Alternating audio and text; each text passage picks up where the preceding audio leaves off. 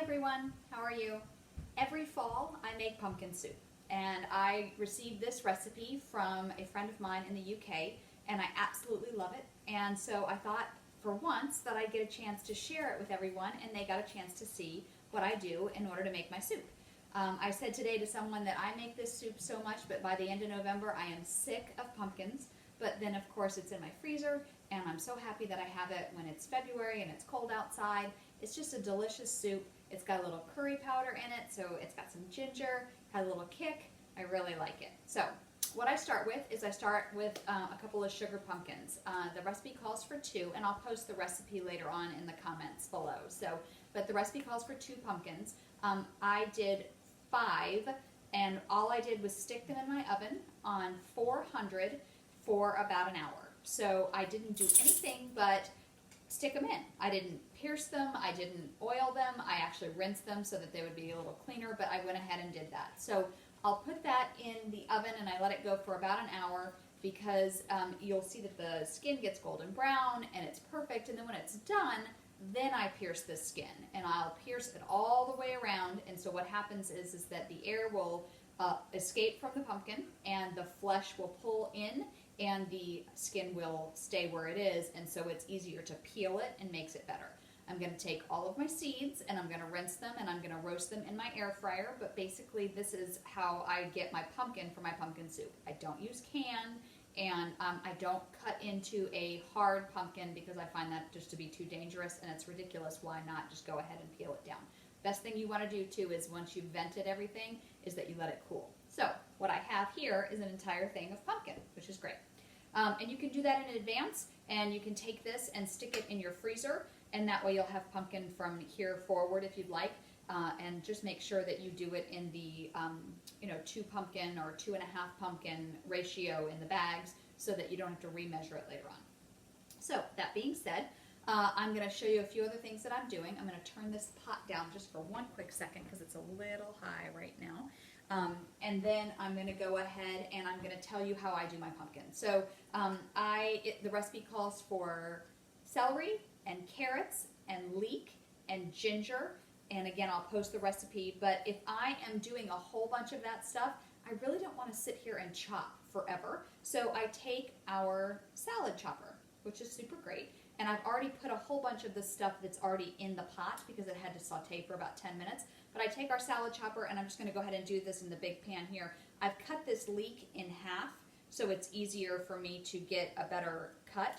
And all I'm going to do is take it and just, you don't have to make it, it's not a fine dice, because what's going to happen is once everything gets really soft, you're going to take a liquidizer and you're going to liquidize it. So it doesn't have to be tiny dices, it just needs to be something that's going to soften up and be easy to do with a liquidizer. And again, if you don't have a liquidizer, you can take it and put it into your blender if you have that type of blender, but hot soup sometimes is a little bit difficult to transfer, so that's why I like to use my liquidizer.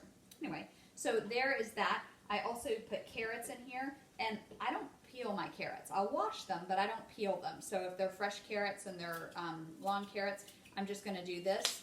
I've already done this with some celery and some other carrots, but I just wanted to be able to show you how quick and easy this is. And this is great too, like if you're doing carrot medallions for, Thanksgiving dinner, or if you just like, carrots for your own recipes and things like that. It makes them perfectly uniform because you can just stick them in here, and it makes it so that you don't have to, again, try to figure out a fine dice, especially if you're just wanting to steam some carrots. So that being said, I'm also going to chop up, I did a couple of onions as well. Sometimes I'll use my food chopper, but right now because the onion doesn't require it to be finely diced, I'm just going to go ahead and use our knives. If you have not used our knives before, this is one of those things where people will say, oh, I'll buy myself a knife, and then they buy it again, and then they buy another one, and they buy another one. Our knives, the black-handled ones, not only are they balanced tip to tip so that the blade goes from here all the way to here, so no longer do you have it here and it gets all wobbly and stuff and you can cut yourself accidentally, but then also these are lifetime guaranteed. So I've had clients before that have asked me, and I will happily take them and send them back into Pampered Chef for you, and then they send you the new knife. If there's a difference in price, you pay like the $5 difference, but for the most part, you're never going to have to buy another knife again. So these are my favorite knives. I've had them for 11 years. I absolutely love them. So I had done a ton of prepping the carrots and celery, and this is actually going to be for me for my next soup batch. So I'm going to prep that for later. Whenever I'm doing prepping, you notice I'm making a double batch of soup. I'll make double batch of everything. If you're going to chop for 5 minutes, why not chop for 10 and double it up? It's just that easy. So that's what I do as well. I've taken ginger, and I've already put ginger in the pot that's going on right now, but you want to make sure you're real careful with ginger. Ginger can be very spicy, but all you have to do is cut off a piece, and I use our potato peeler or our peeler, our Y peeler, and I will peel off the skin, and then you can just chop it up and mince it and so forth. You can also take ginger and you can run it through our garlic press, and then you can put your minced ginger into the freezer, and that way you'll have it for later. So when you buy ginger, go ahead and buy yourself a decent piece, but don't let it go to waste. Don't let it sit in your fridge forever. Prep it, and then you'll have it for later, and you can put it in a prep bowl, or you can put it in just a little tiny piece of Tupperware or something like that, but you want to hold on to that. So I'm going to turn you with me, and let's show you what I'm working on over here. This is the pot that I'm working on, and let's see if I can get you here so that you can see what I'm working on. So you can see that I have beautiful sweated vegetables in there, and how I sweated those is I put a little bit of butter in there, and this is all my carrots and my celery and my ginger, and let's see what else is here. My leeks are in here, and so the recipe calls to go ahead and sweat the vegetables.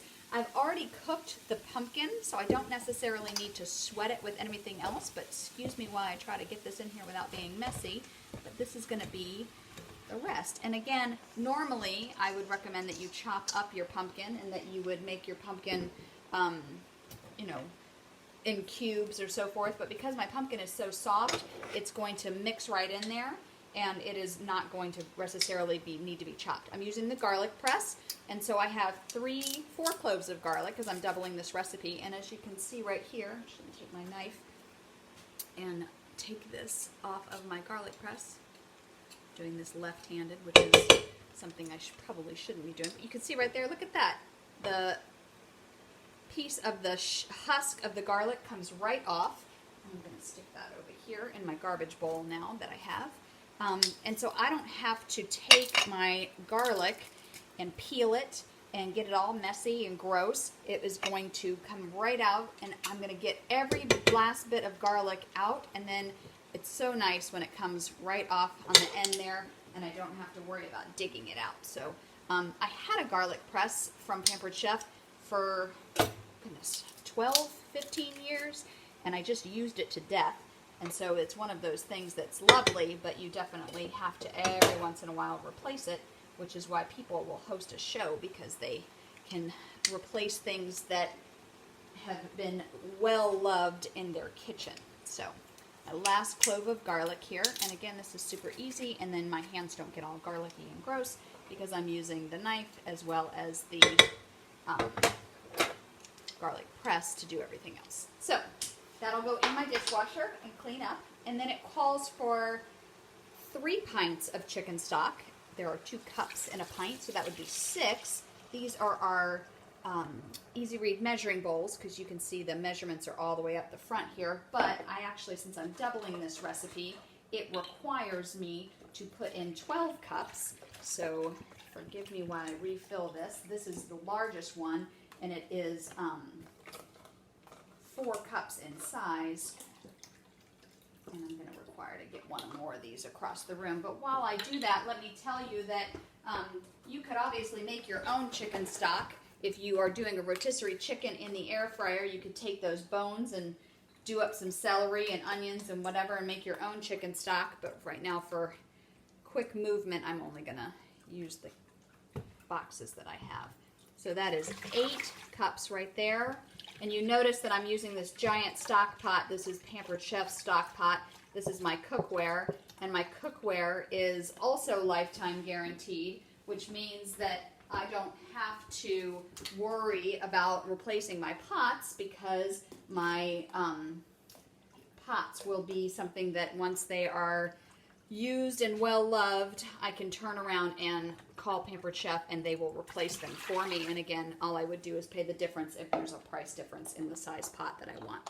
So the other thing I'm going to use in here, and let me see if I can turn you up a little bit so you can actually see me too, is that I'm going to use some tomato paste. And if you have not watched any of my videos before, there's tomato paste in a tube. Why would you use a can and waste your whole tomato paste? It's so great. So it is 2 tablespoons of tomato paste that I've got to put in here. So I'm just going to eyeball it because I tend to, with savory cooking, eyeball it just a little bit. But look at that, guys. Now I have a whole tube of tomato paste that I can just stick back in my fridge. You can get this, I find it at Publix, I found it at Aldi and Lidl, but this is a great way of not having to take out that entire can and then worry that the can is going to go to waste. So I am looking at 2 tablespoons of curry powder, and so I'm just measuring it with love because that's, right now my measuring spoons are in the dishwasher. So and then of course it calls for salt and pepper, and I'm going to use our grinders.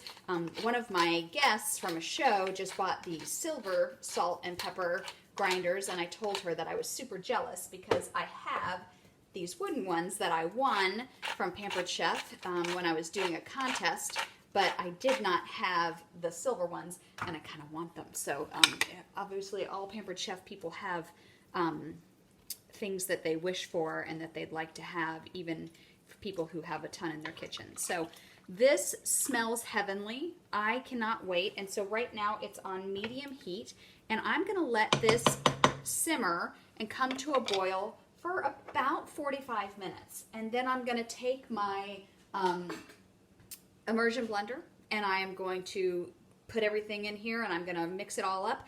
And then when it's cool, I'm going to stick it in my batter bowls, because I have a batter bowl that holds 16 cups and I have one that holds 8 cups. So I'm going to stick that in there, and that way they're in my freezer and I know exactly how much soup I have.